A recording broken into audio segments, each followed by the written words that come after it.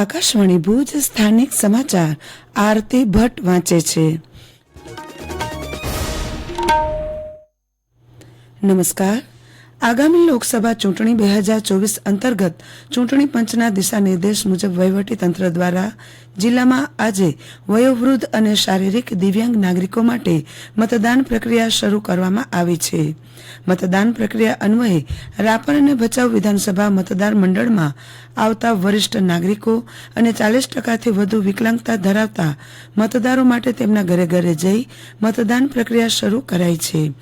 ઉલ્લેખનીય છે કે કચ્છમાં વિકલાંગ અને વરિષ્ઠ મતદારો મતદાનથી વંચિત ન રહી જાય તે માટે ચૂંટણી તંત્ર દ્વારા વિવિધ પ્રયાસો હાથ ધરવામાં આવ્યા છે। રાજ્યની 6 મેથી 9મી જૂન કુલ 35 દિવસ સુધી ઉનાળાના વેકેશન માટે રજાઓ જાહેર કરવામાં આવી હતી, પરંતુ લોકસભાની ચૂંટણીના કારણે ઉનાળાનું વેકેશન સ્થગિત કરવાની જાહેરાત કરવામાં આવી છે। શિક્ષણ વિભાગ અને ગાંધીનગરની વડી કચેરી દ્વારા આગામી દિવસોમાં વેકેશનની નવી તારીખો જાહેર કરવામાં આવશે તેવું જિલ્લા પ્રાથમિક શિક્ષણ અધિકારી BM વાઘેલાએ જણાવ્યું હતું।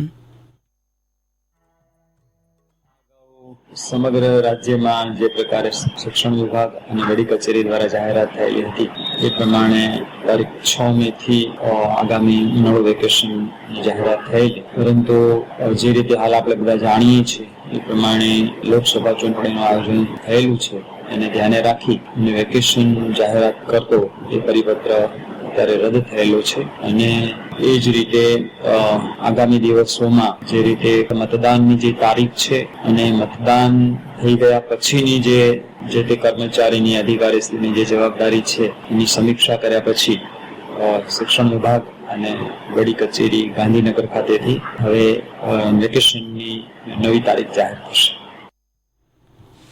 લોકસભા સામાન્ય ચૂંટણી 2024ને અનુલક્ષીને મતદારો ચૂંટણી પ્રક્રિયા સક્રિય રીતે સહભાગી થાય, ચૂંટણી પ્રક્રિયા અંગે જરૂરી જાણકારી મેળવે તે માટે કચ્છની 31 જેટલી સંસ્થાઓ અને ઔદ્યોગિક એકમો સાથે MOU કરવામાં આવ્યા હતા, જેમાં અત્યાર સુધી થયેલી અસરકારક મતદાર જાગૃતિ કામગીરી તથા આવનારા સમયમાં કરવાપાત્ર કામગીરીના સંદર્ભમાં આજરોજ કલેક્ટર કચેરી ભુજ ખાતે જિલ્લા ચૂંટણી અધિકારી અને કચ્છ કલેક્ટર અમિત અરોરાના અધ્યક્ષ સ્થાને રિવ્યુ બેઠક યોજાઈ હતી।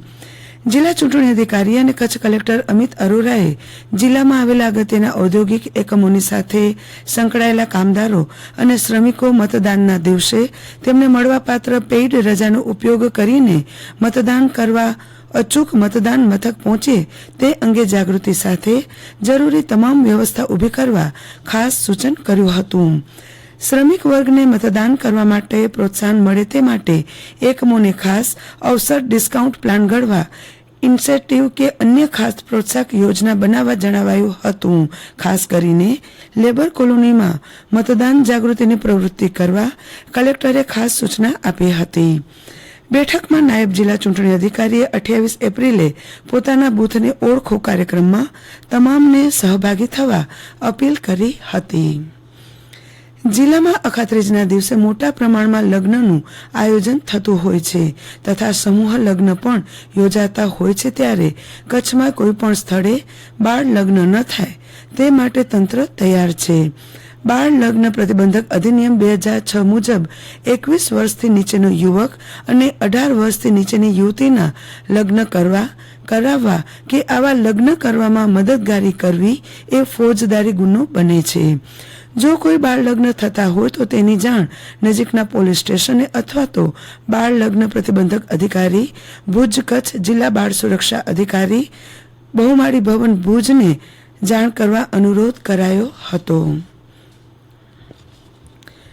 59 બટાલિયન BSF ભુજ ખાતે રાષ્ટ્રીય મધમાખી ઉછેર અને મધ મિશનના નેજા હેઠળ વૈજ્ઞાનિક મધમાખી ઉછેરની 2 દિવસીય તાલીમ યોજાઈ હતી।